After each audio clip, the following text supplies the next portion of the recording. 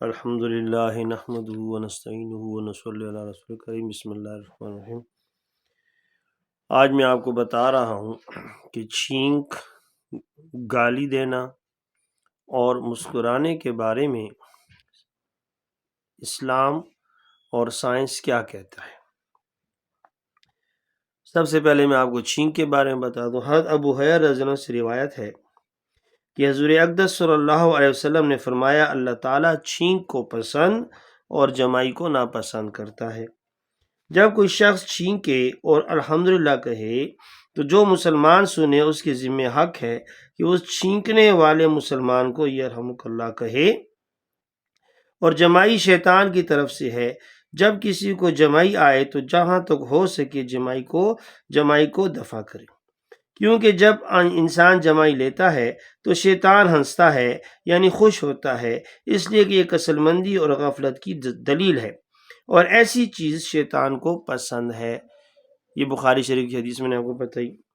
Professor نصر اللہ خان، صدر شعبہ اسلامیات اسلامیہ college Lahore, فرماتے ہیں کہ ایک انگریز ڈاکٹر نے جب یہ حدیث پڑھی کہ مسلمانوں کے پیغمبر صلی اللہ علیہ وسلم نے فرمایا کہ جو مسلمان چھینکے وہ الحمدللہ کہے، اور جو مسلمان پاس بیٹھا ہو وہ یرحمک اللہ کہے، اور پھر چھینکنے والا جواب میں یہدیکم اللہ کہے، تو اس نے سوچا کہ ایک معمولی سے کام پر اتنی دعائیں پڑھنا کیا وجہ ہے۔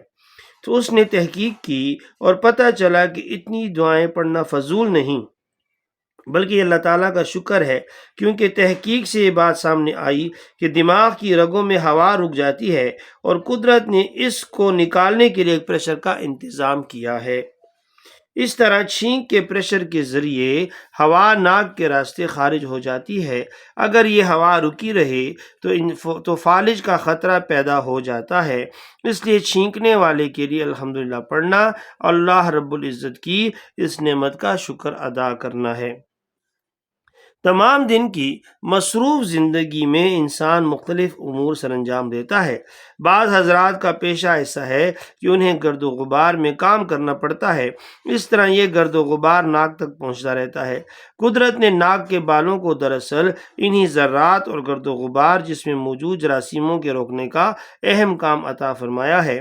چھینکنے سے یہ غبار اور جراثیم باہر نکل جاتی ہیں، حتیٰ کہ چھینک کی ہوا اتنی زوردار ہوتی ہے کہ کسی جراثیم کو وہاں رکنے کی مہلت ہی نہیں ملتی۔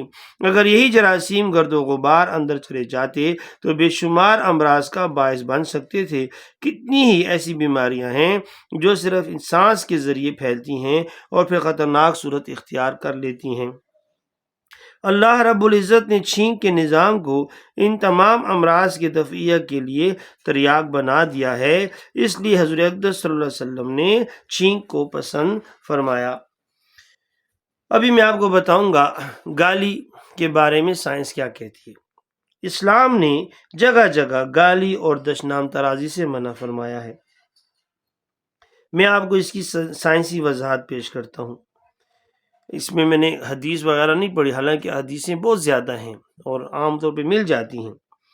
پیرا سائیکالوجی کی تحقیق کیا ہے، ریسرچ آف پیرا سائیکالوجی۔ یورپ کا ایک مشہور دانشور لیڈ بیٹر اپنی کتاب the masters and the path میں لکھتے ہیں، the H word as it is uttered makes little form in etheric matter. The word hate, for instance, produces a horrible form, so much so that having seen its shape, I never used the word when I saw the form discomfort. اس کا ترجمہ اس طرح ہے، ہر لفظ ether یعنی عالم ملکوت میں ایک خاص شکل اختیار کر لیتا ہے۔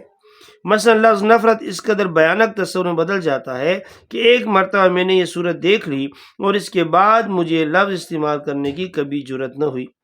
اس منظر سے مجھے انتہائی کوفت ہوئی تھی۔ ہر لفظ ایک یونٹ یا ایٹم ہے جسے اندرونی جذبات کی بجلیاں برکاتی ہیں، اور اس کے اثرات اس عالم خاکی اور عالم لطیف یعنی کاسمک یا آسٹرل ورلڈ دونوں میں نمودار ہوتے ہیں۔ ایک ہلکی سی مثال گالی ہے۔ گالی کسی تلوار یا توپ کا نام نہیں بلکہ یہ چند الفاظ کا مجموعہ ہے۔ لیکن منہ سے نکلتی ہی مخاطب کے تن بدن میں آگ لگا دیتی ہے۔ یہ آگ کہاں سے آتی ہے؟ الفاظ سے، مجموعے سے، اور یہ الفاظ میں آگ اس سینے اور دل میں ہوتی ہے جس سے گالی نکلتی ہے، اور وہ آگ گالی کے ذریعے دوسرے کے اندر منتقل ہو جاتی ہے۔ لیڈ بیٹر کہتا ہے کہ میں آپ کو کہوں گا کہ کبھی گالی نہ دیں، یہ آپ کی صورت کو مسخ کر دیتی ہے۔ اسلام نے جس چیز سے منع کیا ہے، ماڈرن سائنس نے اس کو تحقیق کے بعد منع کیا ہے۔ اس لیے کہا جاتا ہے کہ گالی سے نفرت پھیلتی ہے۔ دراصل گالی منفی شعاؤں کی طاقت ہے اور ظاہر و منفی اثرات ہی پیدا کرے گی۔ میں آپ کو ایک مثال سے سمجھانا چاہتا ہوں۔ ایک ڈاکٹر کے پاس ایک شخص آیا، ڈاکٹر نے جب اسے انجیکشن لگانا چاہا تو اس آدمی نے کہا بسم اللہ۔ ڈاکٹر نے کہا ارے بھائی آپ کی بسم اللہ کیا کرے گی؟ اس آدمی نے چھوٹتے ہی ڈاکٹر صاحب سے کہا کہ ڈاکٹر صاحب آپ تو بڑے گدھے ہیں۔ جیسے ہی کہا ڈاکٹر صاحب کو غصہ آ گیا، اس نے کہا تم نے کیا کہا ہے؟ اس نے انجیکشن رکھ دیا۔ اس نے کہا ڈاکٹر صاحب اصل میں آپ کو بات سمجھانا چاہتا ہوں، دیکھیں میں نے کہا بسم اللہ، آپ نے کیا کہ بسم اللہ کیا کری؟ میں نے آپ کو گدھا کہا، حالانکہ آپ گدھے نہیں ہیں، لیکن میرے اس لفظ کے اندر اتنا اثر ہے کہ اس نے آپ کو غصہ دلا دیا۔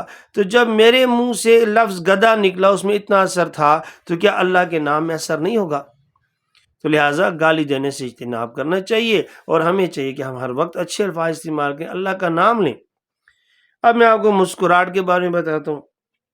جس طرح گالی ایک لفظ ہے اور اس کے اندر منفی قوت آگ لگا دیتی ہے، اور وہ آگ دراصل سینے میں ہوتی ہے، اسی طرح خلوص اور محبت بھی ایک روشنی ہے جو سینے میں ہوتی ہے۔